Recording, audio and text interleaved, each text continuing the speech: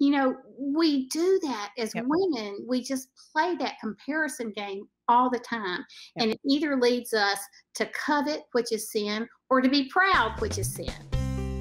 Hey everyone, this is Yvette Hampton. Welcome back to the Schoolhouse Rocked podcast. I am back for day 3 with Zan Tyler, and I am having such a great time talking with you this week, Zan. Thank you for the encouragement that you have brought to us about marriage and the importance of marriage in our homeschooling and in our families. So if you guys missed parts 1 and 2, go back and listen to those and then come back and listen to this part 3. But Zan, one of the things that you were talking about earlier was the importance of dating. And I don't remember if this was in part 1 or 2 that you talked about that, but you talked about the importance of dating. And, as I was thinking about that, I was thinking, this is why community, one of the reasons why community and homeschooling is so very important. Mm-hmm. Because when we have community with one another, we get to build friendships with other like-minded families. And then those families really can help build up marriages because, one, you've got another family to encourage you. And you've got accountability too. Yeah, right. Huge. Right. You have accountability. Hopefully you have other Christian homeschool moms who don't allow you to sit and gossip about your husband, but they can encourage you and say, well, let us help you. Let us pray for you. How can we help you work through maybe some of the struggles that you're going through in your marriage?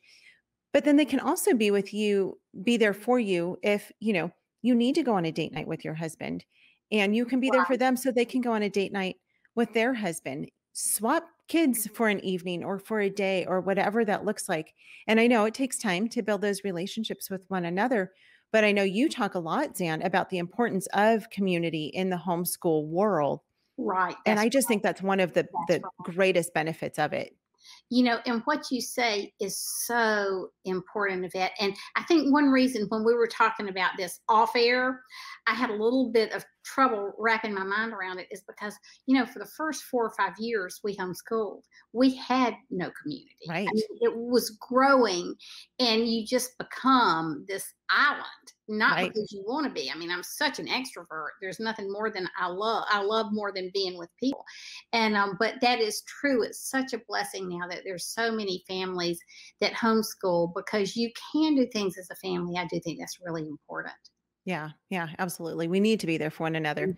So I have a question for you. Okay. As you look back to your 44 years of marriage, and especially during your time of homeschooling, are there things that you wish you had done differently as a wife? Like, are there ways that you wish you would have maybe supported your husband differently or encouraged him differently?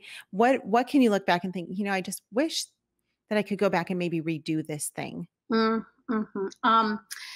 One thing, and this may seem like a small thing, but the power of life and death are in the tongue. And so Joe, we get married. So I love him. He's also my best friend. And we're going through homeschooling. We're working through so many legal challenges. He's on the road a lot. And when he would walk in the door on Friday night, and of course, when your husband's gone, that's when everything falls apart. The dog dies, the washing machine breaks. It doesn't matter. It can just, the car breaks down.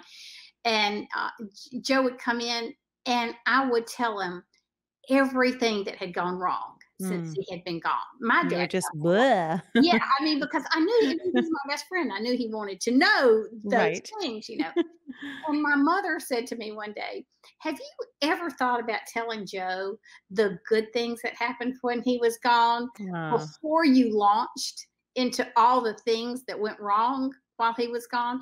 And that may seem like such a small thing, but that was such a check for me.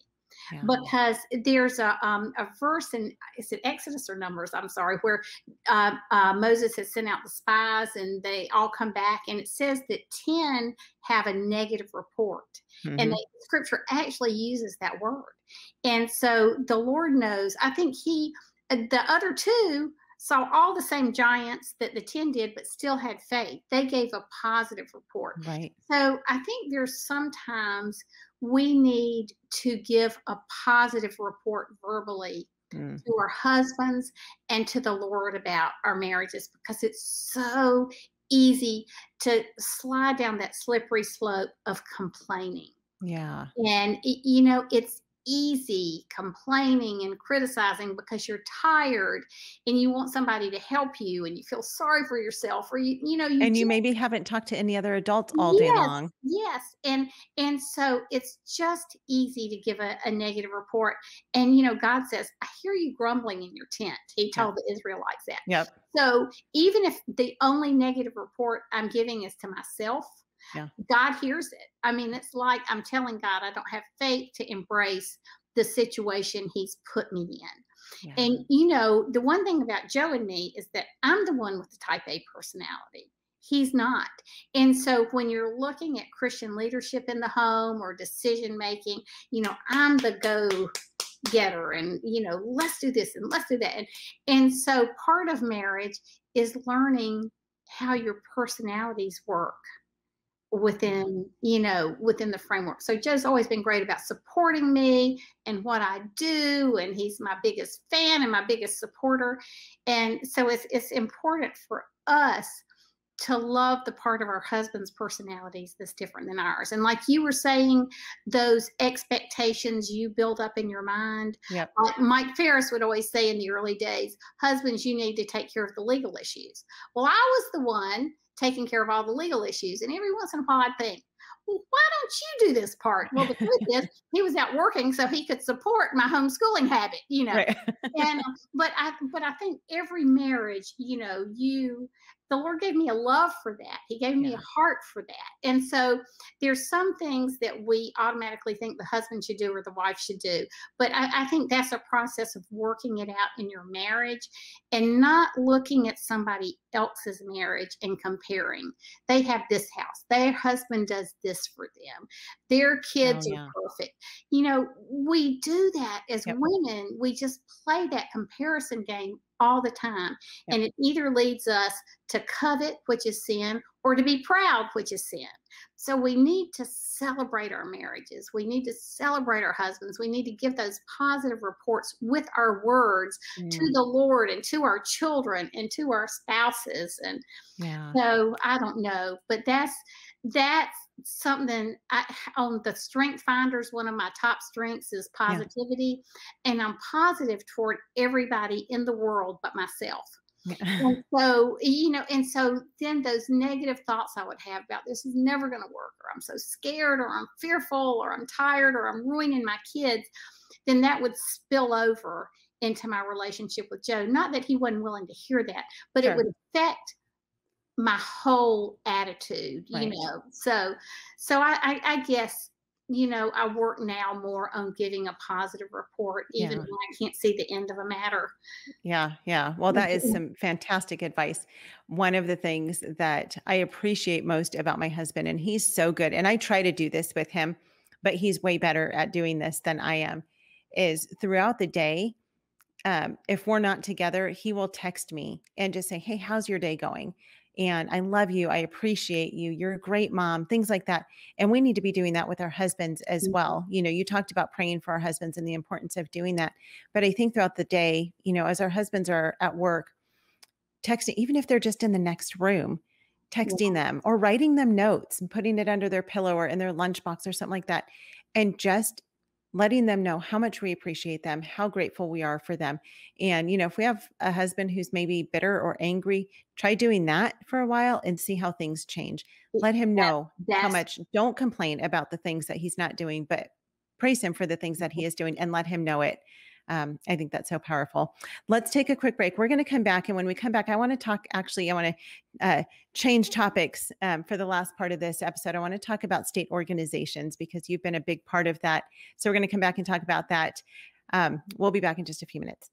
What we do at IEW is break through the noise of the grammar and the writing prompts. And we say, this is what you do step by step. And I've witnessed it over and over again, both watching Andrew teach and hearing from parents, this is the best writing program. We've made it so easy and made it really affordable. So any mom can teach writing to their children using our course, and we guarantee it.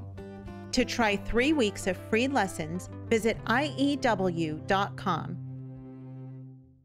We are back with Zan, and as I said before the break, I want to talk about state organizations. It's actually been quite a while since we've spoken about the importance of state orgs, as they're lovingly referred to. When we first started homeschooling, the very first conference that we went to was CHIA. It was the Christian Home Educators Association conference in California. And we were What so year grateful. was that event? Do you remember? It was 11 years ago. So that was 2010. I was big pregnant with Lacey. It's so funny as I think about being pregnant with her, because I was huge pregnant with her. Like, I mean, to the point where, I think we went to the conference in June. She wasn't born until October. And by that point, people were saying, oh, you must be due any day. And I was like, no, not till October. And then the question would follow, oh, are you having twins? Nope, I'm just as big as a house. It was great. So I waddled a lot with her. I don't know why. I didn't really with Brooklyn, but for some reason now she threw off my balance. And so I literally remember like waddling through this homeschool convention, and it was amazing. That was the weekend. We've talked lots of times about this, that the Lord really changed our hearts about homeschooling. But when we went to this convention, we still at that time didn't really understand what CHIA was, this Christian Home Educators Association. Like, what is that? And we just kind of thought, oh, this is the group of people who puts on this homeschool conference. And, you hear of lots of them. THSC, that's the Texas Homeschool Coalition. They put on the Texas conferences, and you've got IAHE from Indiana and FPEA from Florida. And you hear all these acronyms that float all over the place, and you see their conference invitations and details about them.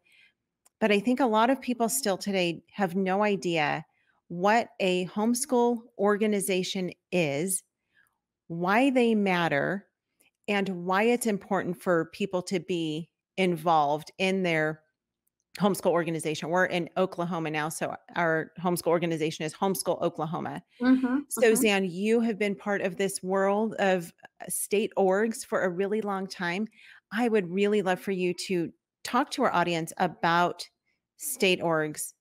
And again, why do you even do what you do? Okay. Besides making the big bucks. Yes, it is about the big bucks. Right. So I would say that within any community or movement like homeschooling, you have to have an infrastructure.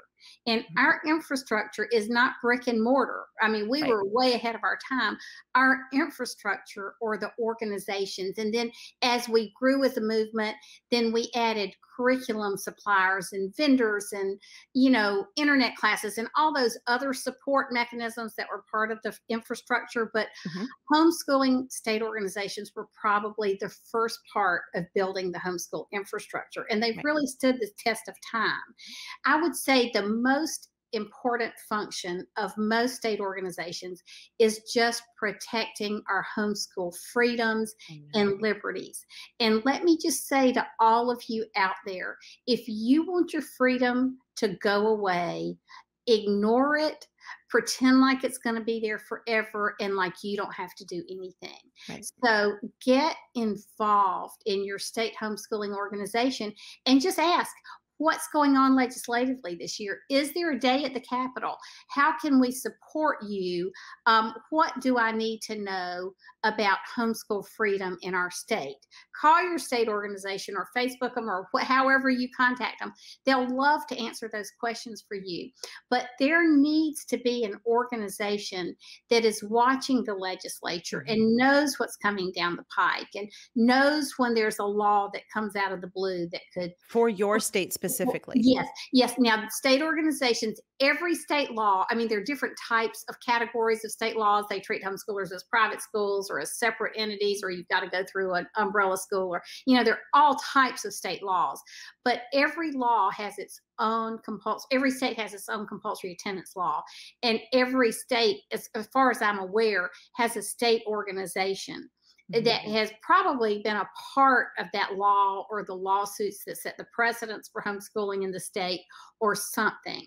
And so every state is going to be different in that regard, because all the compulsory attendance laws they may be the same as other states with their own variations on the theme. So it's really important for the state organizations that you support them, that you become politically involved. Now, state organizations have all kinds of functions. Like the state organization Joe and I started, we created so that people could legally homeschool through us rather than their school districts. And so we did a convention for years, but then we just started hiring more homeschool moms as counselors. And so we do counseling in high school. We do counseling in for special needs in elementary school. And I met with the Commission on Higher Education and our Palmetto Fellows Committee at the beginning of the state scholarship movement, and met with them for hours, and they wrote homeschooling into the state scholarships and homeschool students. And so your state organization is there to support homeschooling in general, legally in that state, but also to support you individually as parents. And so I just can't say enough. I just have to say this. This is one thing I love about my work at Homeworks by Precept and BJU Press, is they're letting me, say how should we invest in state organizations. And we're sponsoring conventions. I think we went to 67 events last year, even or the year before COVID hit. And so we try to support conferences with our, just by renting booth space and being at all of them every year by our presence and by sponsorships and sponsoring leadership forums and doing those types of things. So I'm so committed to the importance of the state organization, not just ours, but every state. Like earlier. So do you have a question? Yeah. Well, no, I think, because I was trying to think of how many, and I want to say, and you might know this number better, somewhere in the neighborhood of 45 or 46 of the states, of the 50 states, have a Christian state homeschool organization that really exists to fight for freedom, keep freedom, and support homeschoolers in their state. And so you don't have to even live, near your state capital to be part of your state organization. That's right. You can be part of it. It's for everybody, and you can find out your state organization. As a matter of fact, Yvette, you and I both are going to be at 2 conferences next month that are, an association of state organizations. Right. And so we learn from each other. We benefit from each other. What's going on in the states? We get good ideas from each other to take back to our state. Yep. But HSLDA has a map where you can find out on their website the state organizations in your area. We have that on the Schoolhouse Rocked website. Oh, you got that? Okay, I'm sorry. If people go onto the web, you can find it on. It's actually the same thing that HSLDA has.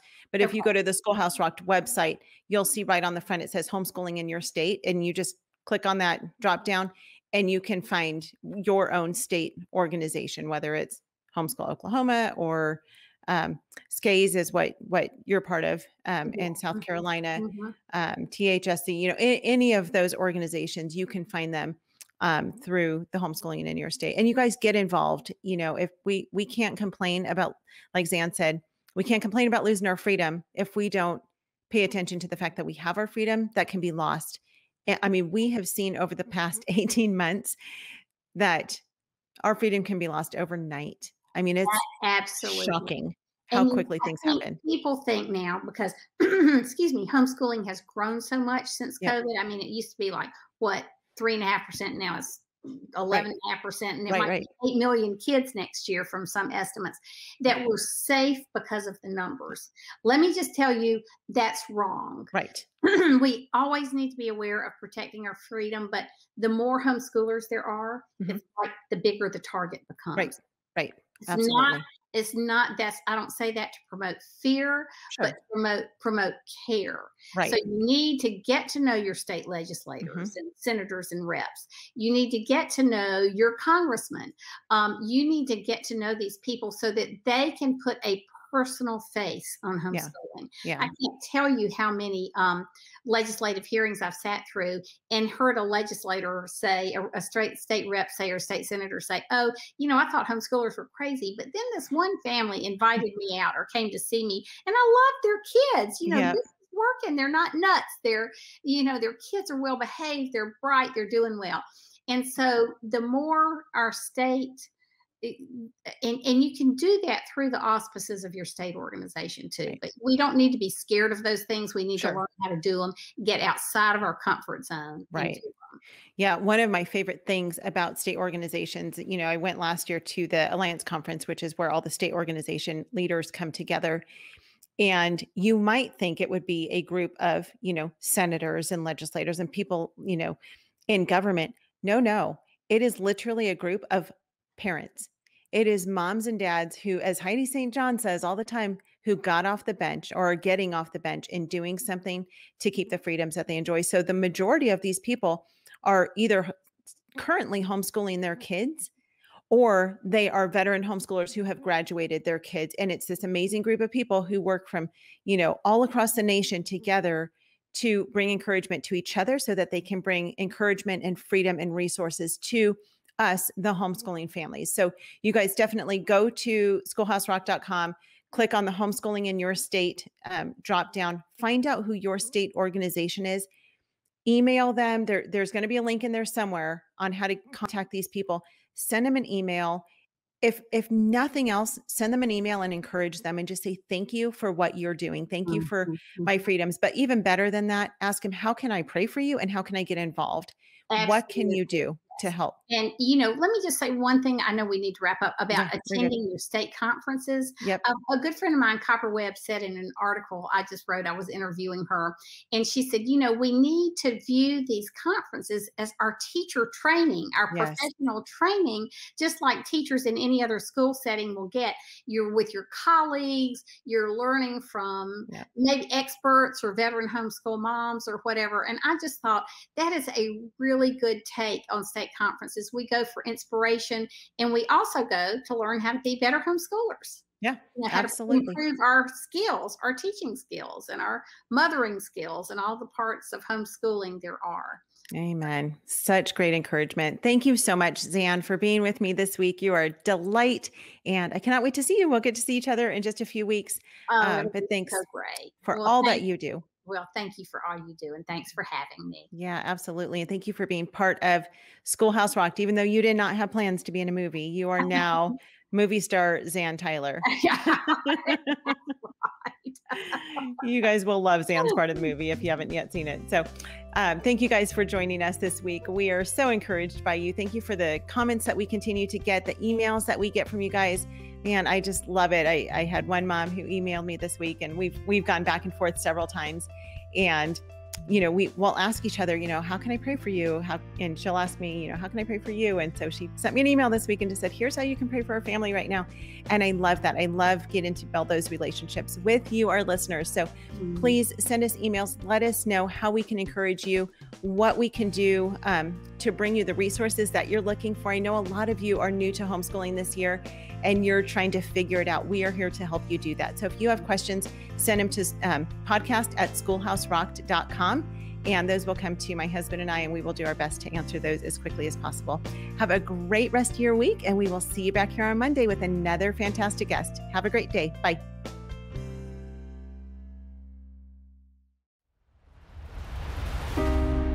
You're not inadequate. You are perfectly capable.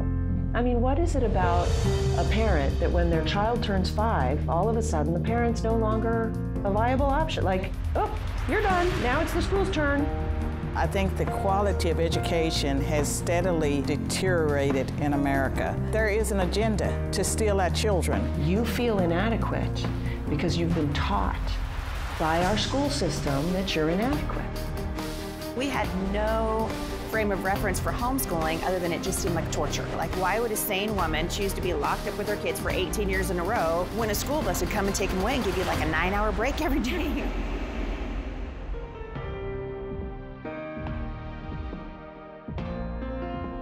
No one knows your child better than you do, and no one loves your child more than you do. And homeschooling changes the game on everything. Homeschooling allows us to say to the child, what sort of life do you want? What sort of God-given dreams, talents, and abilities is he speaking into you? When we think about classroom education and we ask what makes for good education, almost every professional educator will say low student-teacher ratio, teachers who care, good methods, good curriculum. Well, in homeschooling, you get the best of all of those things. What we discovered is that it's very efficient to homeschool. You have the person who knows the student the best.